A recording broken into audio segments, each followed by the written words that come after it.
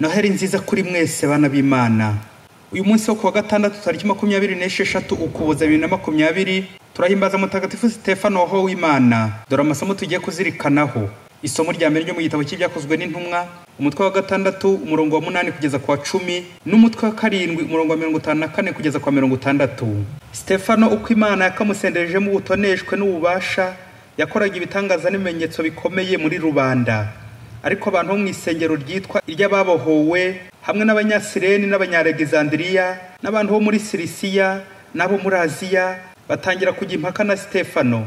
Nyamara ntibashoboraga guhangara ubuhangange bwe kimwe na roho wamuvugiragamo. Amagambo ya Stefano arabarakaza bamuhekenyera amenyo, naho we yuzura roho mutagatifu ahanga amaso ijuru abona ikuzo ry'Imana na Yezu ahagaze iburyo bw'Imana. Nuko aravuga ati, dore ndabona ijuru rikinguye n'umwana w'umuntu ahagaze iburyo bw'Imana. Bahera ko bavuza induru bipfuka mu matwi maze bamwiroheraho icyarimwe. Baramukurubana no hanze y'umujyi bamutera amabuye. Abamushinjaga bari barambitse imyambaro yabo imbere y'umusore witwa Sawuli. Igihe bamuteraga amabuye, Stefano asenga agira ati, Nyagasani Yezu, akira ubuzima bwanjye. Nuko arapfukama maze atera hejuru ati, Nyagasani, ntubahore iki cyaha. Ngo amare kuvuga atyo araca. Iryo ni ijambo ry'Imana.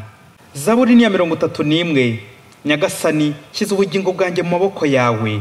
Amagambo mu Ivanjili ntagatifu Yezu Kristo uko yanditswe na Matayo umutwe wa 10 umurongo wa 17 kugeza kwa 22.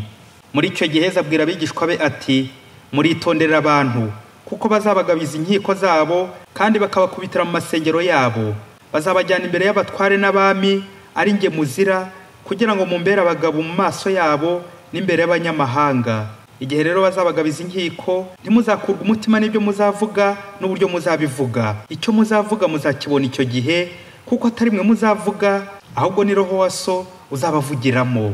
Umuvandimwe azatanga uwo bavindimwe ngo bamwice, umubyeyi n'umwana we bibe uko. Bazahinduka abababyaye babicishe. Muzangwa na bose muzira izina ryanjye, ariko uzakomera kugeza ku ndunduro uwo ni we uzarokoka. Iyo ni Ivanjili ntagatifu. Bana b'Imana, Yezu araduhamagara. Amasomo tugiye kuzirikanaho kuri umunsi twibuka mutagatifu Stefano ho Imana aradusaba kubera Kristo abagabo abahamya. Kwa kwibaza tuti, kuki ejo twiriye mu byishimo bya Noheri none ntiyaciye kabiri duhitiye mu kababaro ko kwibuka howe Kristo bwa mbere Stefano. Stefano yari umuntu uzi ukwemera roho mutagatifu. Yari umwe mu badiyakoni 7 aribo Stefano, Filipo, Porokori, Nikanori, Timoni, Parumena na Nikola. Bashyizweho n'intumwa mu ntangiriro za Kiliziya bashinga umurimo wo kugabura, kwita ku bakene n'abapfakazi. Stefano rero duhimbaza none uko yitangiraga umurimo yamamaza inkuru nziza akora n'ibitangaza, ntago abakuru b'umuryango babyishimiye. Ubwo batangira kumurega ibinyoma, kumutoteza no kumugambanira. Stefano bamuteye amabuye yapfuye nka Yezu asabira abishibe imbabazi. Nyagasani, ntubahore iki cyaha. Kwa kwibaza tuti, none kuki uru rupfu rukurikiranya na Noheri? Hari uwagira ngo Kiliziya yaba yibeshye ngo kuki itari kwegezaho uyu munsi ikawushyira nko mu gisibo ko ariho hajya kwegera urupfu rwa Yezu, igihe cy'akababaro. Dore impamvu 3 zikubiye mu mazina 3: Noheri, Kristo n'inshuti ze. Impamvu ya mbere, Noheri.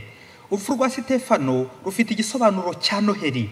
Noheri bivuga ivuka ry'umukiza, kandi gupfa uhorwa Imana ni ukuvuka bundi bushya mu ijuru. Rero bisobanuye ko Yezu uvutse ahaye Stefano ubuzima bushya, amuhaye kujya mu ijuru. Yezu aravuka ariko agatanga ubuzima. Uyu munsi rero niho twizihiza Noheri ya Stefano. Agahindura icyo twita urupfu rwa hano ku isi, la mort physique, akabuhinduramo ubuzima bushya, ijuru. Noheri, Emmanuel, Imana turi kumwe. Ubu aha turi kumwe n'Imana, ariko ku buryo bwuzuye tuzaba turi kumwe nayo mu ijuru, aho tuzaba twakoze Noheri. Imana turi kumwe. Noheri n'umusaraba ni indatana, aho cyiza gitsinda ikibi, urukundo rugatsinda ubugome, ubuzima bugatsinda urupfu. Ni nabyo twazirikanye mu Ivanjili ya none, uko abahamya ba Kristo batotezwa bahorwa Kristo, ariko bagasabwa kuba abagabo no kudakuka umutima, kuko roho y'Imana azabavugiramo. Dore impamvu ya kabiri, Kristo. Umunsi umwe hari umwana mu kagoroba wigeze akeka ko impamvu Yezu yaba ari mu kavure ngo yavutse ari umukobwa, ngo none baba bamuryamishije mu kavure ahita ahinduka umuhungu, akurikije uko abandi bana bagenzi be bamubwiraga ngo iyo uryamye mu kavure cyangwa mu isekuru bucya wahindutse umukobwa cyangwa umuhungu. Ibaze nawe. Mbega abana, babyeyi, twibike ko impamvu Yezu Kristo yaje ku isi ari ukuducungura. Ubuzima bwe bwose bwabaye incungu yacu, kuva yavuka, yigisha, ubutumwa yakoze, kugeza igihe adupfiriye ku musaraba. Ubuzima bwe bwose bwabaye ukwitanga, kwigomwa no kwiyibagirwa. N'ikimenyimenyi yatangiye ubuzima avukira mu kiraro cy'amatungo mu kavure. Wese nuko yarasetse, yari umukobwa se mugani wa mwana. Abandi bana bavukira muri za maternité zikomeye, hateguwe neza, cyangwa mu mazu meza, bakaborosa utwenda twiza. Naho urekundi borosa ibyatsi by'amatungo. Yezu we, Yezu se siyo mu kirugabira abo bakire bose? Mu Kristo menya ubwenge. Impamvu ya gatatu, inshuti ze. N'urugero inshuti ya Yezu ugomba gukurikiza. Wa munyeshuri wabwiye abagenzi be bigana ati je suis le maître. Baramusubiza bati non, tu n'es pas le maître, urumwiyemeze. Kandi we yashakaga kuvuga gukurikira, suivre. Bo biyumvira kuba être. Batangira kumurwanya no kumucira imanza. Nyamara ati je suis le maître, nkurikiye mwarimu. Aho mwarimu anyuze, umunyeshuri mwiza aramukurikira. Kurebera kuri Kristo nka Stefano inshuti ye yamukurikije. Ushaka gukurikira Kristo yiyibagirwa ubwe, agaheka umusaraba, maze akamukurikira, akigomwa ubuzima bwe nka Kristo bwe. Le maître c'est le Christ, na Stefano son disciple, umunyeshuri we. Kwigana Kristo. Imbuto y'umugisha yera ku giti cy'umuruho. Ikintu cyose wageraho kitakuvunnye cyangwa ukaba wakibonye ukibye, ugisahuye, mbese nka fraude, ntacyo kikumarira, ahubwo kirayoyoka.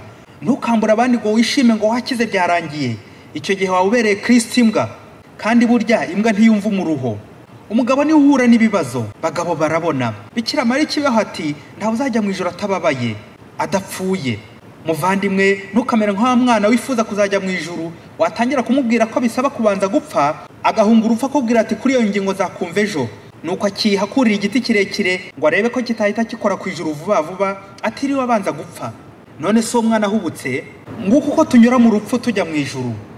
Mu Kristo ntukamere nk'wa mugabo bita mvumba nyinshi, wishakira kugerana ubucuti na Kristo kuri Noheli gusa, kubera ko Kristo aza kumuha akaboga n'icupa, ariko Kristo wo mu gisibo ubabara, mbese udakorana na mucoma, mvumba nyinshi akamutera ishoti n'utwatsi, kuko azana inzara n'amategeko y'umukwabu yo kwigomwa akaboga no kwiyiriza. Umuhanga w'umwanditsi wa Kiliziya Gatolika Tertullian yavuze mu Kilatini ati Semen est sanguis Christianorum, le sang des martyrs est semence des chrétiens. Amaraso y'abahowe Imana ni imbuto y'ubukristo. Amen. Mutagatifu Stefano wabaye uwa mbere mu guhorwa Kristo, yaje gukurikirwa n'abandi benshi, nabo babaye abahamya ba Kristo. Nanjye uyu munsi mpamagariwe kubera Kristo umuhamya buri munsi, mu mvugo nziza itanga ibyishimo bya Noheli, ariko cyane cyane no mu ngiro nitangira abababaye, abakene, abaciye bugufi.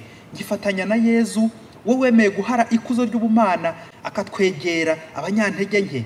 Rero ntabwo ngomba gutegereza igihe nzapfira ngo nibwo ngiye kuba umuhamya wa Kristo, ahubwo no mu dukorwa twiza tworoheje twa buri munsi iwanjye hakagaragaramo kwitanga, kubabara mu kigo cy'abandi, guheka abandi, kurengera abo nshinzwe, mbese nkabaha serivisi nziza, nkababera umudiyakoni.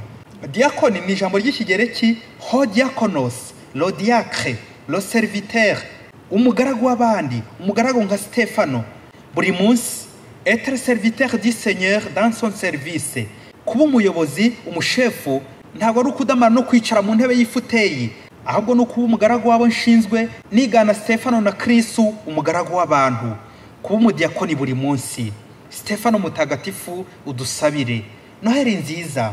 Padiri Masumbuko Ladislas wa Diocese ya Cyangugu.